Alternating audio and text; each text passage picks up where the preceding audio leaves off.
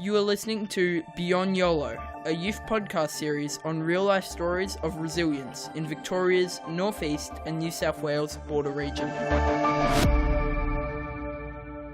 We acknowledge the traditional owners of the lands and waters on which we gather, and share these stories and pay our respects to elders, past and present, and encourage everyone to be the champions of our emerging leaders and elders of our future. Don't hit it too cross-court.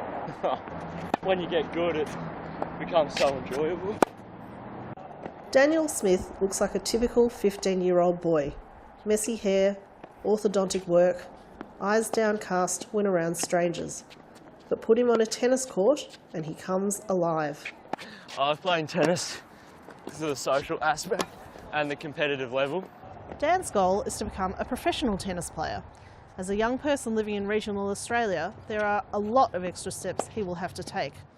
You need to go through all the pathways in the state level in Melbourne and to get into all the challenges and ITF tournaments, and then you get recognised. Even just getting to training is a big deal for Dan. He lives over an hour from Albury-Wodonga and has to manage to getting to Margaret Court Tennis Academy sometimes up to 5 times a week. When footy season's not on, it's usually fairly tennis based, with being maybe 4 to 5 times a week with rests on the weekend or a tournament. My dad mentioned to me that there was a tennis academy in Albury and Wodonga. He said that it was a good opportunity because Phil has coached lots of top tennis players like Sam Groth and Matt Ebden, and I thought that it would be a good opportunity to take my tennis to the next level. Phil Shanahan is director of Margaret Court Tennis Academy, where Dan trains. Dan has a real passion for the sport, travels up from Wangaratta to train twice a week. For a young guy to do that when he could be out with his mates on a Friday night or Wednesday night in Wangaratta, that says something as well. Instead of going flat, try and go a little bit shorter and wider with spin. There's too many people going for like the flat hard one, making a mistake straight away. First started playing tennis when I was 7. I was coached by my dad, but then really started getting into tournaments and match playing when I was 10. I started travelling to Melbourne for tournaments and playing ranking point tournaments in the under-12s. Just got on from there and carried on playing.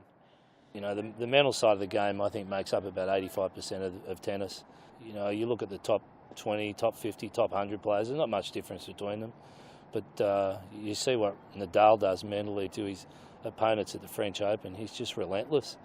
And he is so mentally tough, but he's had so much amazing experience over a long career. So, you know, for young players to learn from those guys is really important.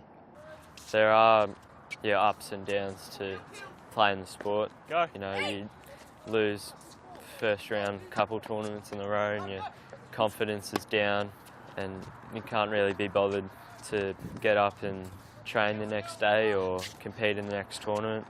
But then you just got to think like why you started, why do you still play the sport, then just get back onto the court and give it your best for the next tournament or training session.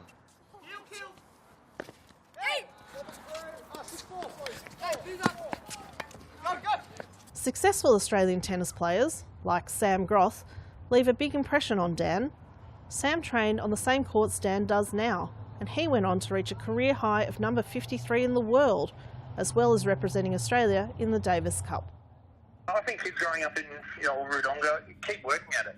You have access to a lot of facilities up there. You have a great tennis community with amazing coaches and people who are driven in the sport, but also the opportunity to grow up with access to a lot more open space and good summer weather.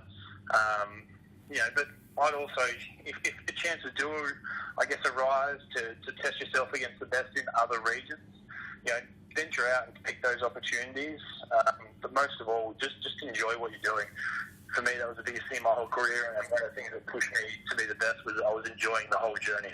That's the main goal. Play at a high level, so ATP World Tour level, and hopefully get a scholarship to play college tennis in America.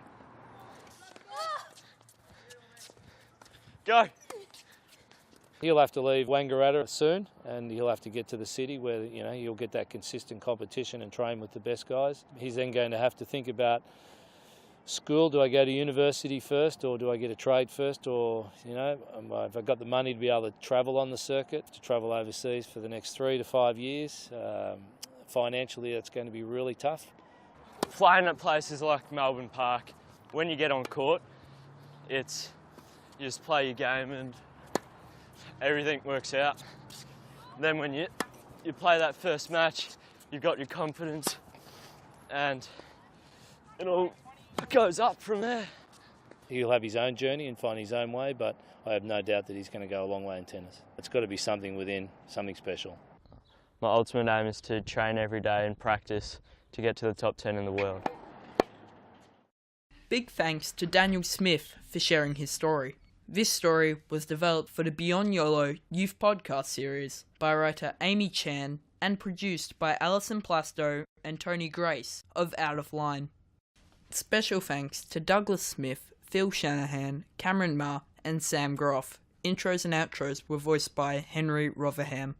Beyond YOLO has been made possible thanks to funding from the Regional Arts Fund in both Victoria and New South Wales. Murray Arts would like to thank their core funding partners. A big thank you also to ABC Goulburn Murray. This is a Murray Arts podcast series. If you enjoyed this podcast, tell your peeps so that they can too. You only live once. Beyond YOLO.